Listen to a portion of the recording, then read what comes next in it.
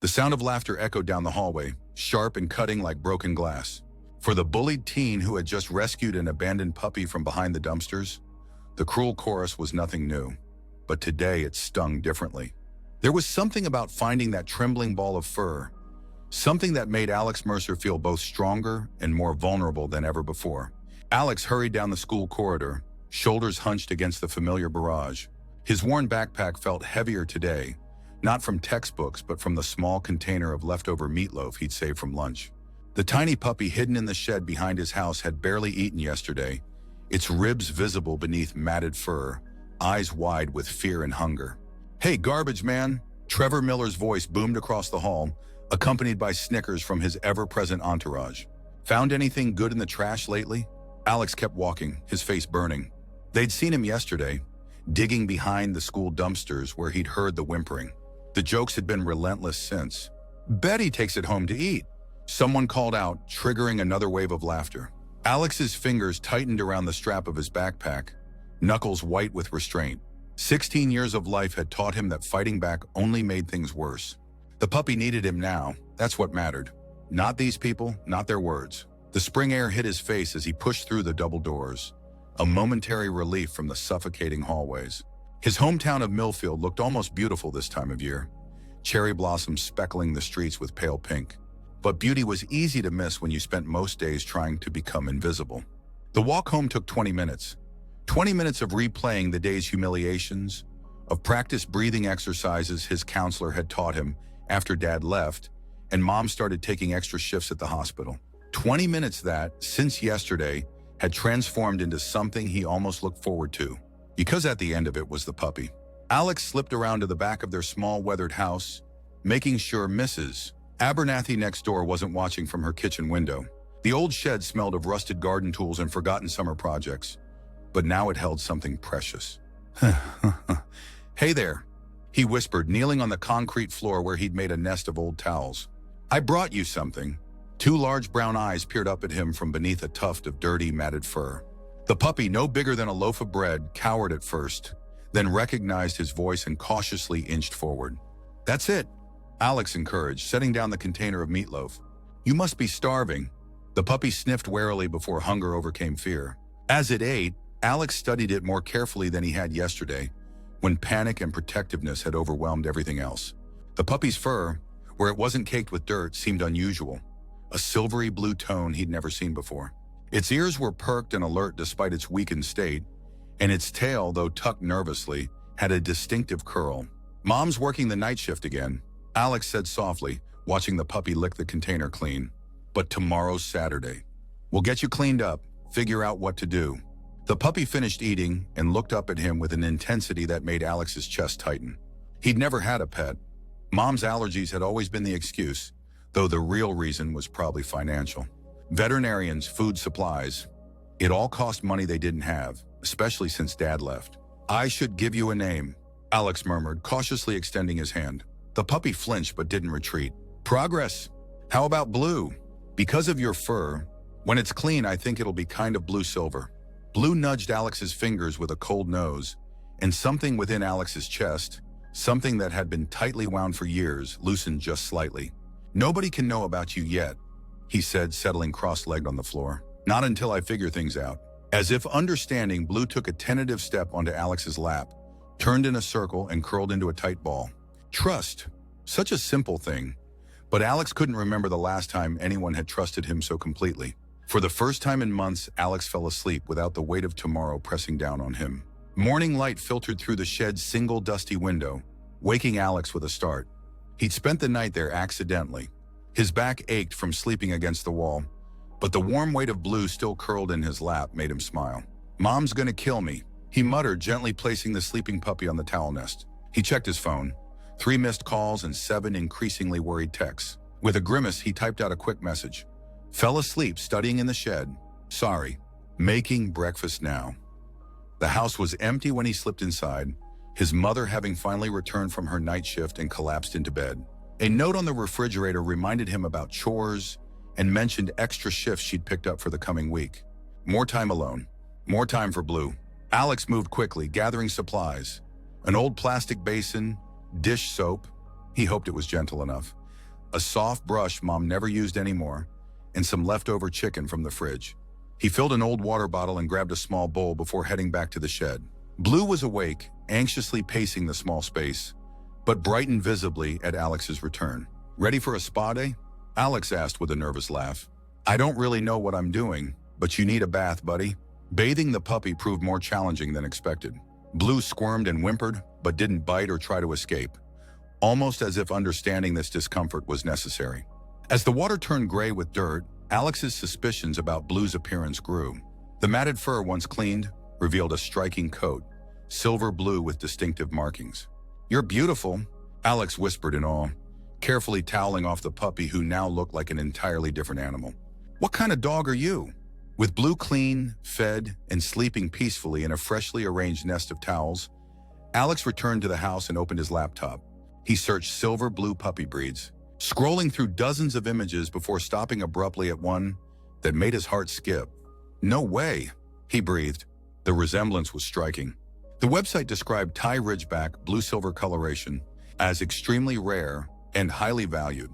Alex clicked frantically through more pages, learning that the breed was ancient, uncommonly found outside of Thailand, and that the blue coloration was the rarest of all. One breeder's site mentioned prices starting at $5,000 for standard colors, with rare blues commanding significantly more. Alex sat back stunned. If Blue was truly this rare breed, who had abandoned him? How had such a valuable puppy ended up behind the school dumpsters? And more importantly, what should he do now? His phone buzzed with a text from his mother. "Thanks for starting laundry. Get groceries? List on counter. Money in jar."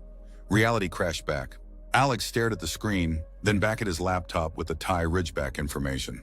He needed help, real help from someone who knew about dogs. But who?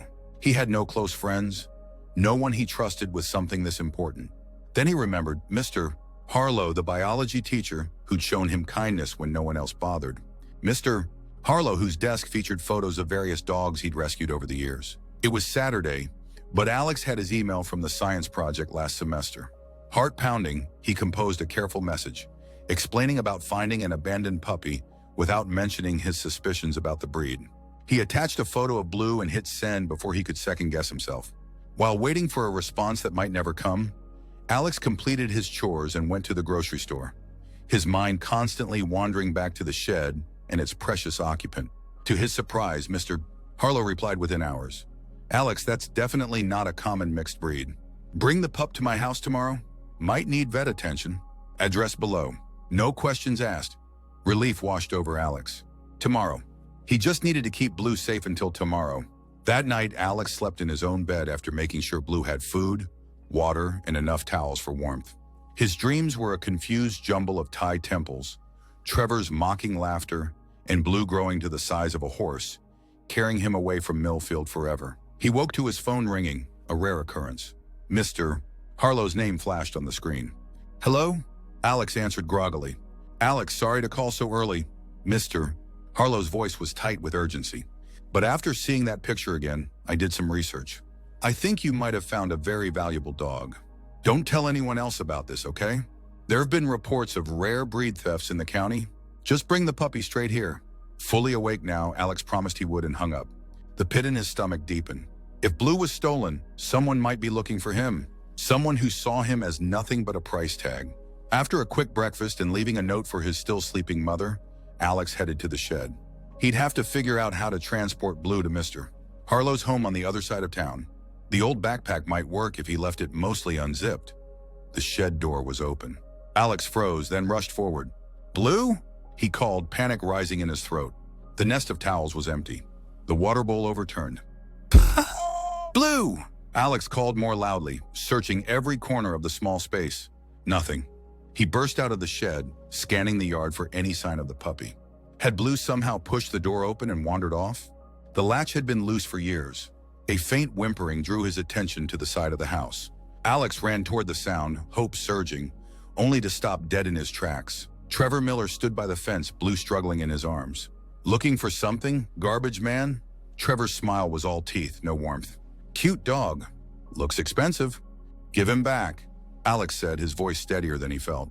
"He's not yours." "Not yours either," Trevor countered. "Found him behind the school, right? That makes him fair game. Alex took a step forward. He was abandoned. He was starving. I took care of him. And now I'm taking care of him. Trevor adjusted his grip as Blue squirmed. My cousin works at a pet store. Says this little guy might be worth something. The casual cruelty in Trevor's voice made Alex's hands curl into fists. Always taking, always destroying anything good. For years, Alex had endured it, had shrunk himself smaller with each taunt and shove. But Blue's frightened whimpers ignited something new. I said, Alex's voice dropped dangerously low. Give him back. Trevor's eyes widened slightly, unused to this version of his favorite target. Then his expression hardened. Make me. What happened next occurred in a blur. Alex lunged forward, no plan beyond rescuing Blue. Trevor, surprised by the direct confrontation, took a step back, loosening his grip on the puppy. Blue seized the opportunity, twisting free and dropping to the ground with a yelp before darting between Trevor's legs. Blue! Alex called, diving to grab the puppy before he could run into the street. Trevor recovered quickly, shoving Alex hard from behind. You little...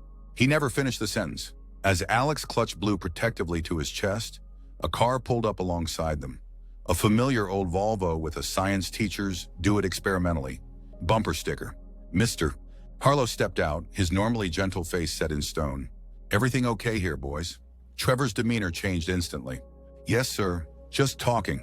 Funny, it didn't look like talking. Mr. Harlow turned to Alex. This the puppy you emailed about? Alex nodded, still catching his breath, feeling Blue's heart racing against his own. Why don't you bring him to the car and we'll get him checked out? Mr. Harlow suggested, then turned to Trevor. Mr. Miller, I believe you have somewhere else to be. The authority in the teacher's voice left no room for argument. Trevor shot Alex a venomous look before stalking away, calling over his shoulder. This isn't over, Mercer. Once safely in Mr. Harlow's car, Alex finally exhaled. Thank you. How did you know to come? I didn't. Mr. Harlow admitted, starting the engine. I was coming to pick you up. Thought it might be easier than you trying to transport the puppy yourself. Good timing, I guess. Blue had calmed somewhat, still trembling, but nestling trustingly against Alex. Is he really valuable? Alex asked quietly. Mr. Harlow nodded, glancing at the puppy. If he's what I think he is, a blue tie ridgeback, then yes. Very. But let's get an expert opinion. Instead of heading to his house as Alex expected, Mr. Harlow drove to a modern building on the outskirts of town. Valley View Veterinary Clinic.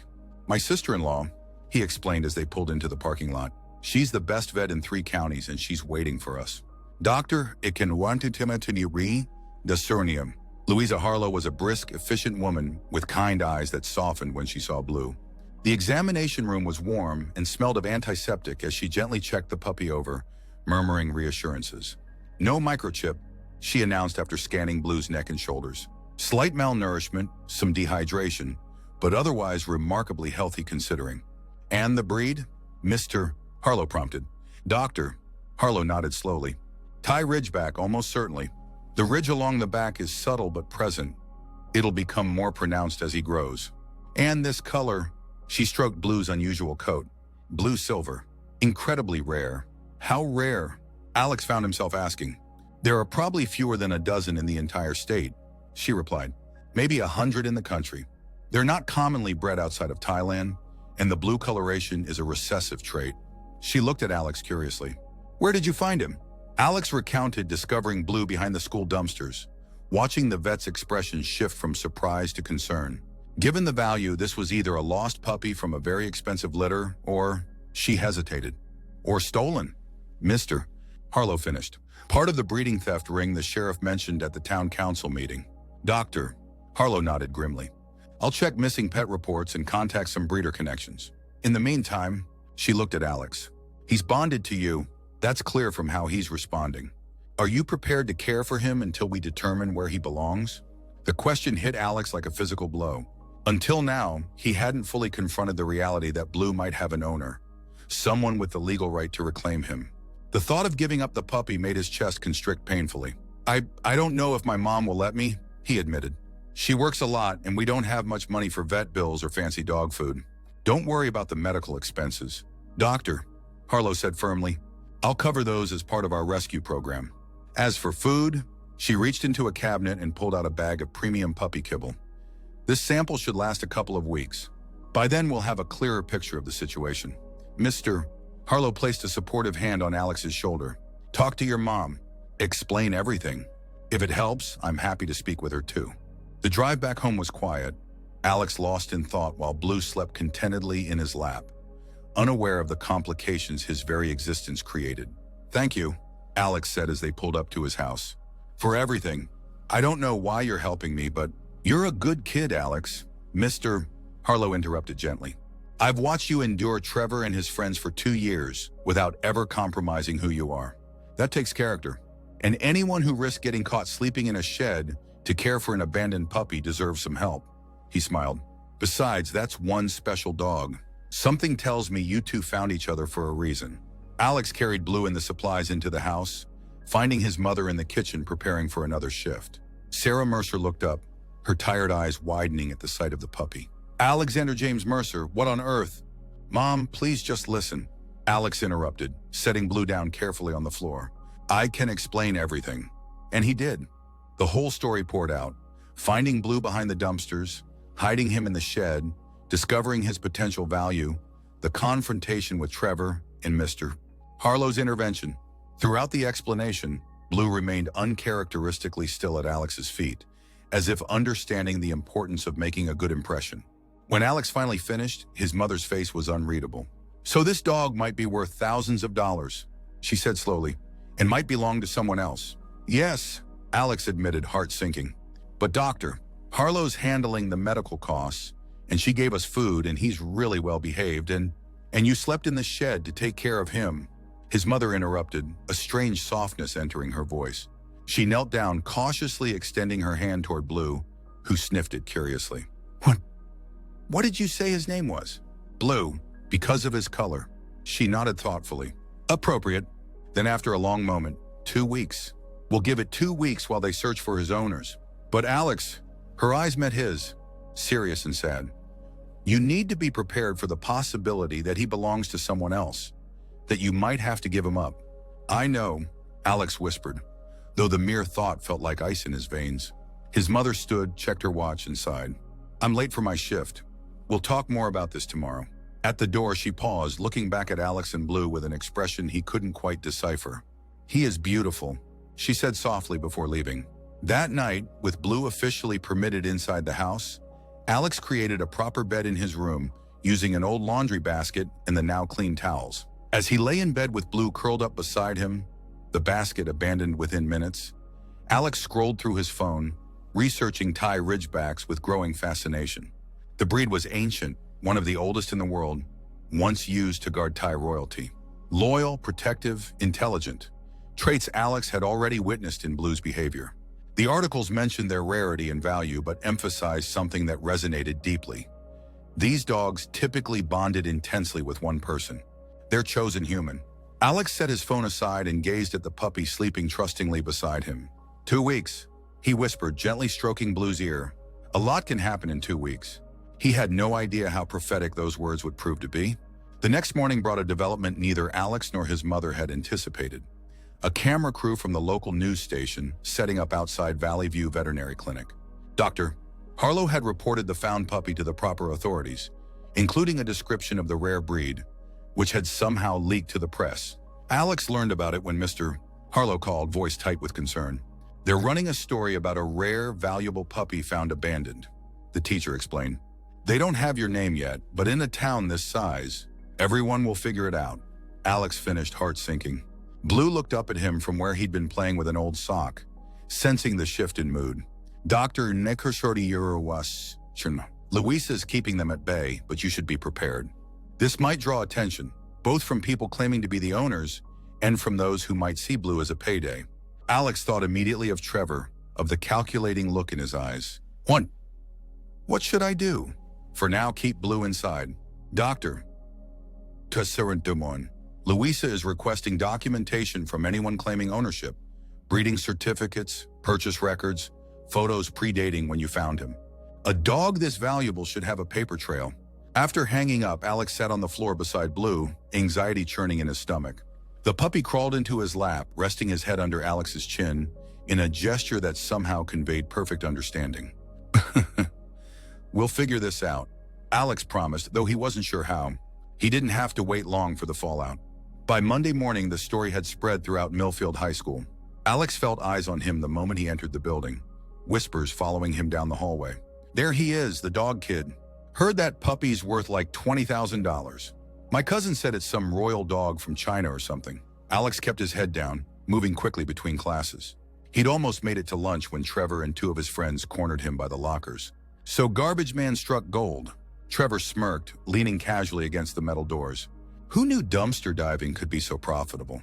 Leave me alone, Trevor, Alex muttered, trying to step around him. Trevor blocked his path.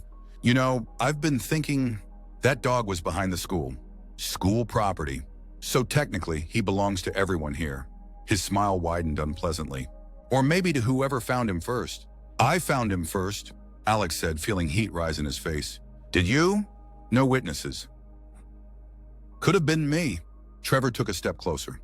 Maybe we should share the profits when you sell him. 50-50 sounds fair. I'm not selling him. Trevor's eyebrows rose. Are you stupid? That mud is worth more than your mom makes in months. Only an idiot would keep it. Something in Alex snapped. All the years of diminishing himself, of absorbing blows without fighting back, crystallized into a single moment of clarity.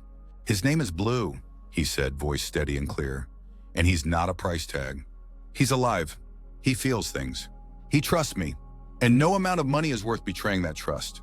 The hallway had grown quiet, other students stopping to watch the confrontation. Alex was suddenly aware of how many people were listening and of how little he cared about their judgment anymore. You can mock me for finding him in the trash. Alex continued, finding strength in each word. You can call me Garbage Man until we graduate, but Blue stays with me for as long as he's mine to care for. And if his real owners come forward, I'll return him because that's the right thing to do. Not because you or anyone else tried to intimidate me. Trevor's face darkened with anger, but before he could respond, a new voice cut through the tension. Is there a problem here, gentlemen? Principal Winters stood a few feet away, arms crossed, expression severe. No problem, Trevor muttered, stepping back. Good, then I suggest everyone get to lunch. The principal's gaze swept the gathered students, who quickly dispersed. As Alex moved to leave, Principal Winters placed a hand on his shoulder. Mr. Mercer, a word in my office, please. Alex followed, stomach nodding with apprehension. Was he in trouble for causing a scene? For hiding Blue over the weekend? I saw the news, Principal Winters said once they were seated in his office. About the dog. Alex nodded warily. What you did, rescuing an abandoned animal, caring for it despite your limited resources, shows character. The principal leaned forward. And what you just said to Mr. Miller in that hallway, that showed integrity. You ... Heard that? I did, and so did about 20 other students. Principal Winters smiled slightly. Sometimes standing up for what's right can change more than just your own situation, Alex. It can change how others see what's possible. The conversation shifted to practical matters. How to handle the attention, the importance of documenting everything related to Blue, and an offer of support if Trevor or anyone else caused further problems. As Alex left the office, he felt oddly lighter despite the complications swirling around him. For the first time in years, he walked the school hallways with his head high. That afternoon, he returned home to find his mother already there, sitting at the kitchen table with Blue beside her in a patch of sunlight. The sight was so unexpected that Alex paused in the doorway. Mom, is everything okay? Why aren't you at work? Sarah Mercer looked up, her expression complicated. I switched shifts with Denise. After seeing the news, she gestured to the puppy. I thought someone should be home with him. Alex set his backpack down slowly. They mentioned me by name? No, but they showed footage of Valley View Clinic and Dr. Harlow was interviewed. It doesn't take much to connect the dots in Millfield. She sighed, running a hand through her hair. Your school called too? About some confrontation with Trevor Miller? It wasn't a big deal, Alex began, but his mother shook her head. The principal said you stood up to him. Finally. A smile ghosted across her tired face. He seemed impressed. Alex sat at the table, unsure how to navigate this unfamiliar version of his mother. Home early, seemingly proud of him, with Blue contentedly at her feet despite her supposed allergies. I thought you were allergic to dogs, he said cautiously. I am. A little. She looked down at Blue. I took an antihistamine. It seems to be working well enough. Her fingers gently scratched behind the puppy's ears. He's very well behaved. Hasn't made a sound all day. Just followed me around while I cleaned. Alex felt something tighten in his chest. Hope, fragile but persistent. So can he stay? I mean, until they find his owners? If they find them? His mother was quiet for a long moment. There's been a development on that front, she finally said. Alex's heart plummeted. Someone claimed him already? Not exactly. She reached for a folder on the table Alex hadn't noticed before. Doctor, Harlow sent this over with a vet tech this morning. It's information about Blue's likely breeding line. Alex opened the folder with trembling fingers. Inside were printouts of Thai Ridgeback pedigrees, photos of dogs that look strikingly similar to Blue, and news articles about recent breed thefts across 3 states. They think he was stolen? Alex asked, scanning a highlighted paragraph about a breeding operation raided in a neighboring county. They think he may have been part of an illegal breeding operation, his mother corrected. Puppies stolen from legitimate breeders, then used to produce more puppies to sell at inflated prices? The police raided one such operation last month, but they believe some dogs were moved before the raid.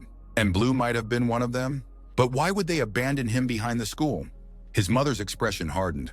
The theory is that when the pressure got too intense, whoever had him panicked. Maybe Blue was the runt, or maybe they couldn't transport all the dogs. So she didn't finish, but she didn't need to. Left him to die. The thought burned through Alex like acid. The good news, his mother continued after a moment, is that if Blue came from this particular theft ring, the original breeders might be identifiable through genetic testing.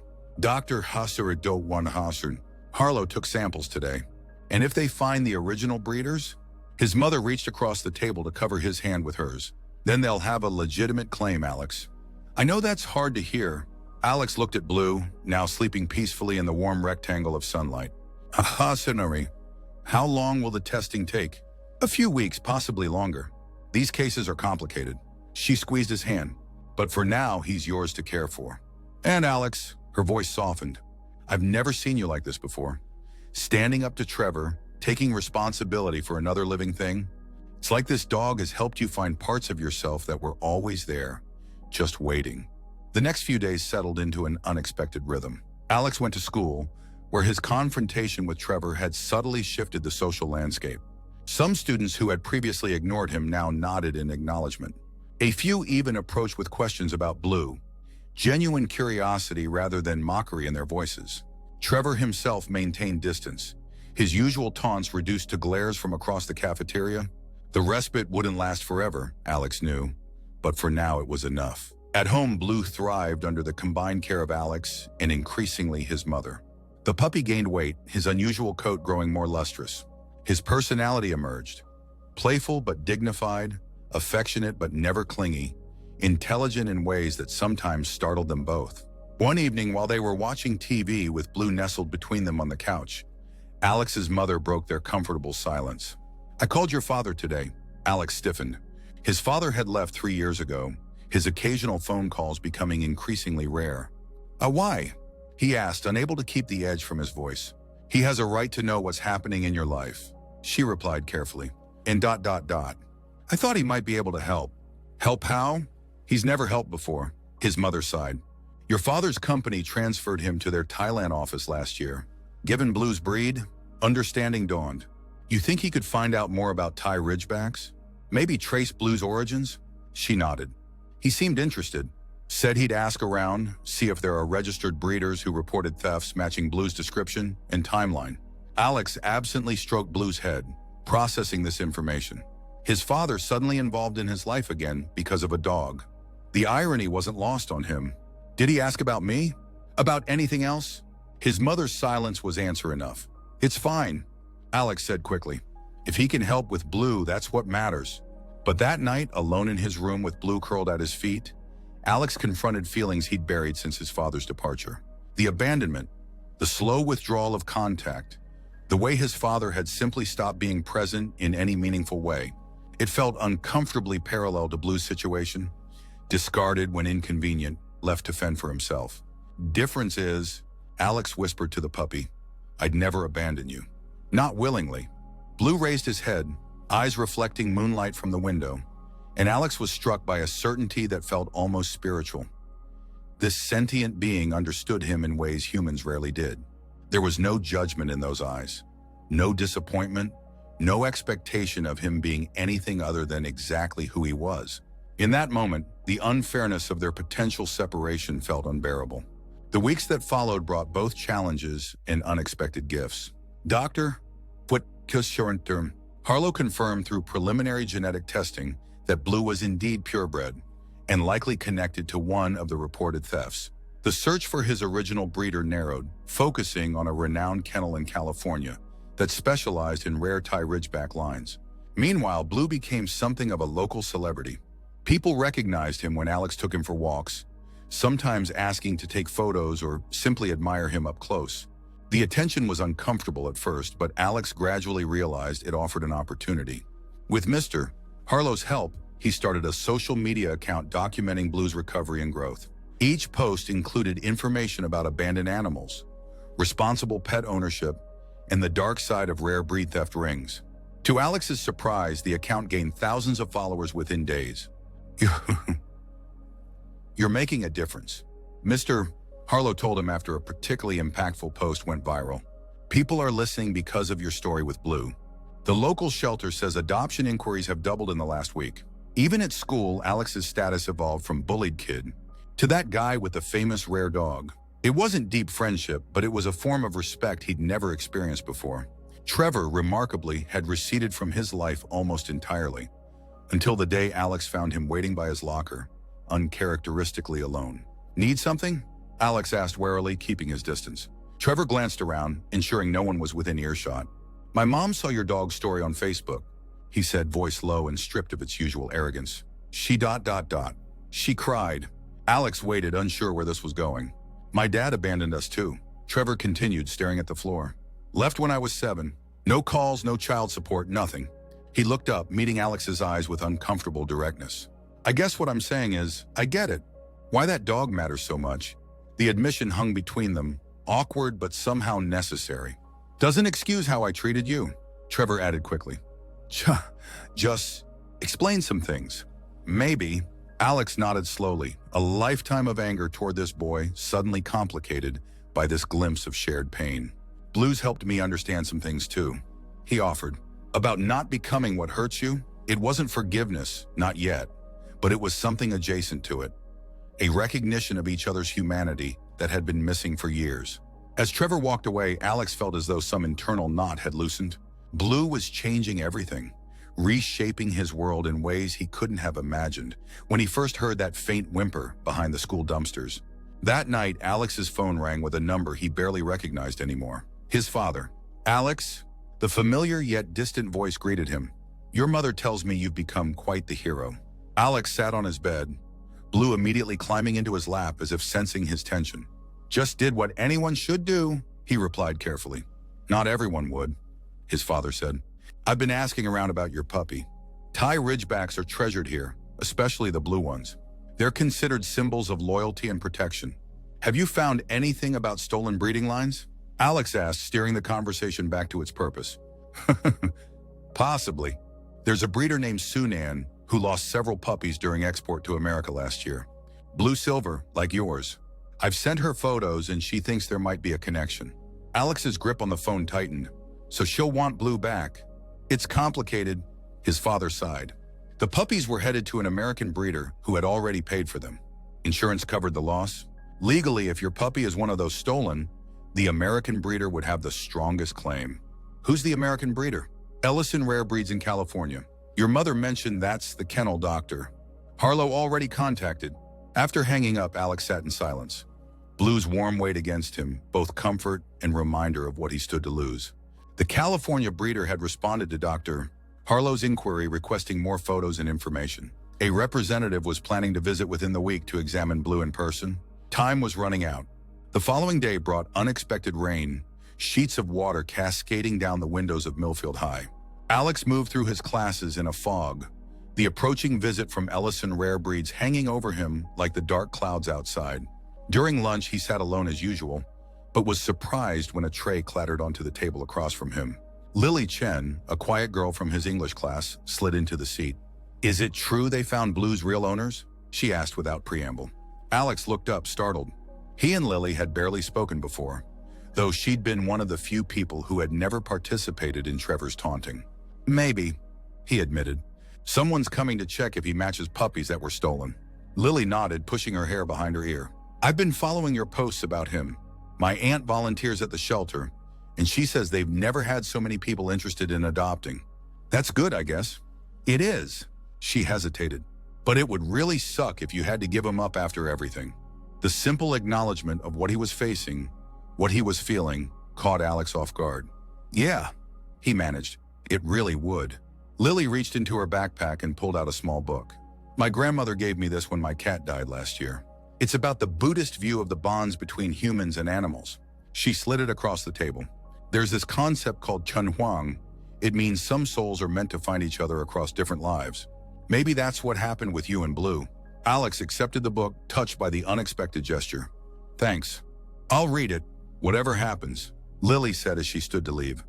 You've already changed Blue's story, and he's changed yours. No one can take that away. Her words stayed with Alex throughout the day, through the rain-soaked walk home, and into the evening as he paged through the book she'd given him. The concept of souls connecting across time and circumstance resonated deeply, offering a framework for understanding the immediate bond he'd felt with Blue. The representative from Ellison Rare Breeds, a woman named Catherine Bishop, arrived 2 days later. She met them at Valley View Veterinary Clinic, where Dr. Harlow had arranged a private room. Alex's mother had taken the afternoon off work to accompany them, her presence both support and buffer. Ms. Bishop was not what Alex had expected. Instead of the cold corporate type he'd feared, she was in her 60s with silver hair and gentle hands that Blue immediately responded to with cautious interest. He's magnificent, she said softly, examining him with practiced efficiency. The blue coloration is exceptional, and the ridge formation is textbook perfect. Alex stood tensely by the examination table, trying to read her expression. Is he one of your stolen puppies? Miss Bishop straightened, her eyes meeting his. I believe so, yes. The age, coloration, and distinctive markings match the male puppy from the Thailand shipment that was intercepted. She pulled out her phone, showing Alex photos of a breeding pair, dogs that looked strikingly like adult versions of Blue. These are his parents? Alex asked, throat tight. Almost certainly. We've been breeding this line for 15 years, working closely with Sunan in Thailand. She put the phone away. The genetic testing will confirm it conclusively, but visually there's little doubt. The room fell silent except for Blue's soft panting. The moment Alex had dreaded had arrived, and he found himself unable to speak past the knot in his throat. His mother stepped forward. What happens now? Legally speaking, Miss Bishop's expression softened as she looked between Alex and Blue. Legally, if he's confirmed as one of our stolen puppies, Ellison Rare Breeds would have ownership rights. Alex closed his eyes briefly, a wave of grief washing over him. However, Ms. Bishop continued, ownership and placement are not always the same thing. Alex's eyes snapped open. Well, what does that mean? It means that while the kennel may retain technical ownership for breeding record purposes, we have discretion regarding where our dogs are placed. She smiled slightly. Thai Ridgebacks are known for forming intense bonds with their chosen humans. Breaking that bond can cause significant trauma to the dog. Hope, dangerous and fragile, flickered in Alex's chest. Are you saying? I'm saying that I need to make a full report to Mr. Ellison. The genetic confirmation will take another week or so. Miss Bishop reached out to stroke Blue gently. But I will be strongly recommending that Blue remain in his current home, with certain conditions regarding potential future breeding rights and showing responsibilities. Alex felt his mother's hand on his shoulder, steadying him as relief made his knees weak. He could stay with us? That would be my recommendation, yes. From what Dr. Harlow has told me, and what I've seen of your interaction with him, you've provided exemplary care under difficult circumstances. That counts for a great deal in our placement decisions. As Ms. Bishop prepared to leave, she handed Alex her business card. Mr. Ellison will want to speak with you directly.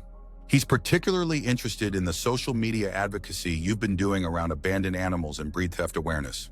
After she left, Alex, his mother, and Dr. Harlow stood in stunned silence, Blue sitting calmly at Alex's feet as if he'd understood every word. It's not a guarantee, Dr. Fornewanso, Harlow cautioned, but Catherine Bishop has significant influence at Ellison. Her recommendation carries weight. Alex knelt to hug Blue, burying his face in the dog's silvery blue fur. Did you hear that, buddy? You might get to stay. The following week was the longest of Alex's life, each day stretching endlessly as they waited for the final genetic results and Mr. Ellison's decision. Alex threw himself into Blue's care, into schoolwork, into expanding their social media presence, anything to keep his mind from fixating on the possibility of loss. To his surprise, he found himself surrounded by unexpected support.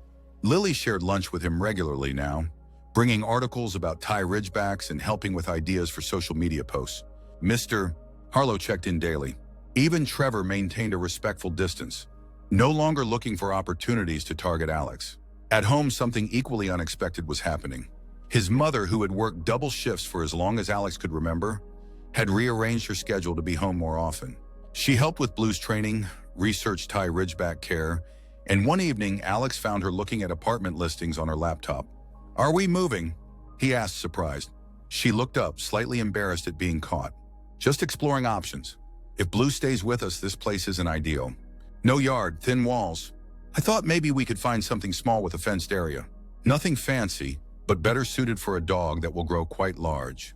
The casual way she included Blue in their future plans, the quiet acknowledgement that their family might now include this third member, it touched something deep in Alex's heart. "That would be amazing," he said simply.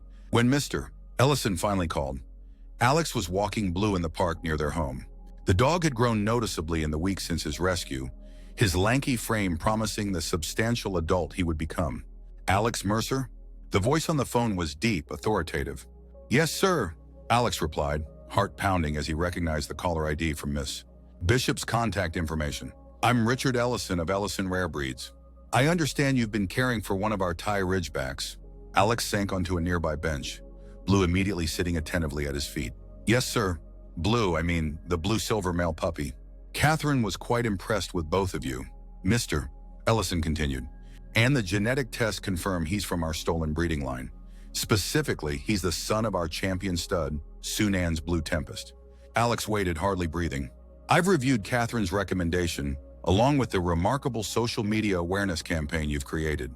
You've turned a personal situation into a platform for education about responsible breeding, adoption, and the problems with underground breeding operations. I just wanted people to understand," Alex said quietly. "And they have.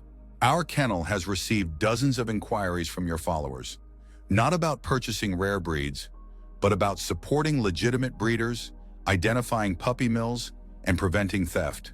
There was approval in Mr. Ellison's voice. "That kind of advocacy is valuable to the entire community." Alex gripped the phone tighter. "So what happens now?" "Now we formalize an arrangement." Mr. Ellison's tone became businesslike. "Ellison Rare Breeds would retain technical ownership for breeding registry purposes, with you listed as the permanent guardian. We would request cooperation for limited breeding when he matures, all handled professionally by our staff, and participation in occasional shows or educational events. In exchange, we would provide comprehensive health care, training support, and a stipend for his ongoing care." The world seemed to tilt and resettle around Alex. "He stays with me? Permanently?" "That's correct. The bonds he's formed with you are evident and Minna's. Bishop believes separating you would be detrimental to his development." Mr. Ellison paused. "There's one more thing. Given your demonstrated interest in animal welfare and your natural skill with Blue, we would like to offer you a paid internship at our California facility next summer. An opportunity to learn more about ethical breeding, rare breed preservation, and animal advocacy."